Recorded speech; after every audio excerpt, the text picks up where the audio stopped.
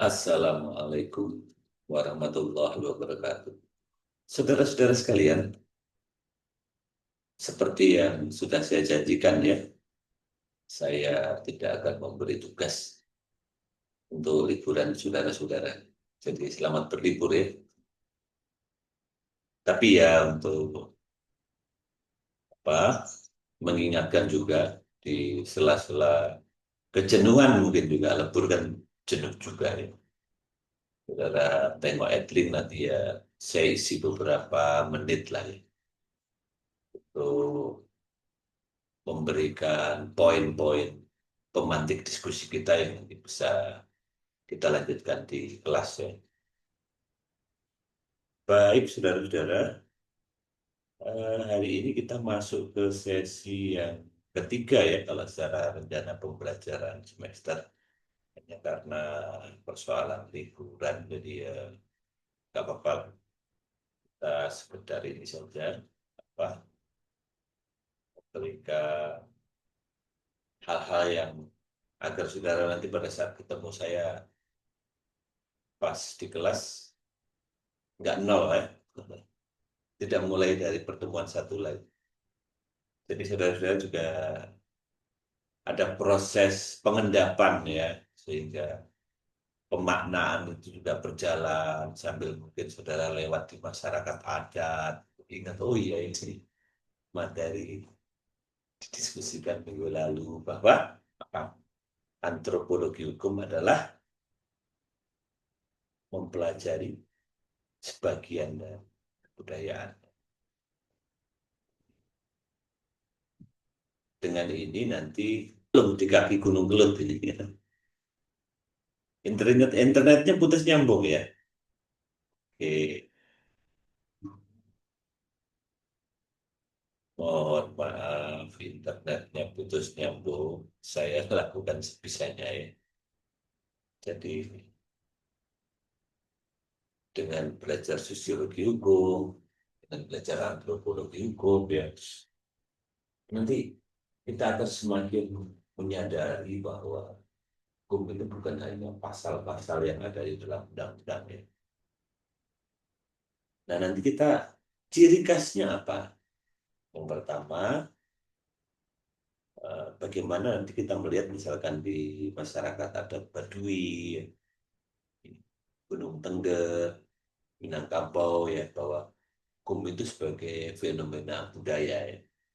Dan kita nanti eh, lebih jauh dapat meneliti hukum dalam praktek ya, law in action.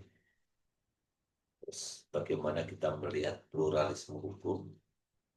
Dan kalau dalam antropologi, penelitiannya menggunakan metode etnografi ya. Jadi penelitian lapangannya nanti. Nah, saudara-saudara sambil liburan bisa dihayatin nanti ya. Kalau lewat kelompok-kelompok masyarakat adat, ya memang ada baiknya juga sih. Mudah-mudahan lebih bermakna ya liburannya. Nah ini kalau saudara-saudara nanti melihat bagaimana hubungan antara antropologi dan sosiologi ya.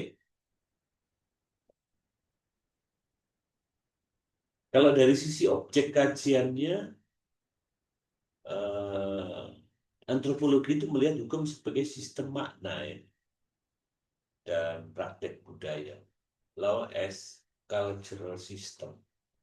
Jadi saudara-saudara bisa melihat di Nusa Tenggara Barat itu salah satu pulau sana, bagaimana keluarga itu akan bangga kalau putrinya diculik oleh calon mempelai laki-laki ya.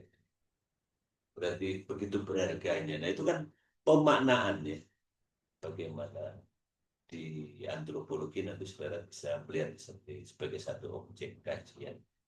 Adapun nanti kalau dibandingkan dengan bidang lain, misalkan sosiologi hukum, nanti lebih ke bagaimana melihat hukum itu sebagai institusi sosial, hukum itu sebagai mekanisme. Kalau bahasanya kepolisian sekarang itu membentuk kamtipmas ya, keamanan ketertiban masyarakat. Uh, Fokusnya adalah praktek hukum dalam konteks lokal dan pluralisme hukum. Kemudian pendekatannya dalam antropologi itu interpretatif, kontekstual, tadi sudah saya sebut etnografis. Metodologi penelitiannya juga tentu observasi partisipatif ya, studi kasus ya, pada masyarakat adat tertentu ya. Ada konsep-konsep kunci yang nanti mudah-mudahan bisa sering kita angkat ya.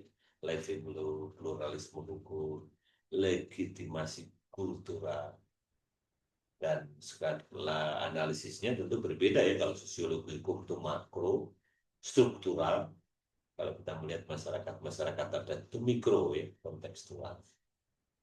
Dan relasi negara kalau kita lihat, kita bandingkan, antropologi ini tidak selalu negara sentris ya, lebih ke kearifan lokal ya. Tapi kalau sosiologi itu nanti cenderung menganalisis hukum dalam kerangka negara dan lokal. Saya kira begitu ya saudara-saudara, untuk poin-poin bekal liburan saudara-saudara. Mohon maaf jika ada kekurangan. Terima kasih. Assalamualaikum warahmatullahi wabarakatuh.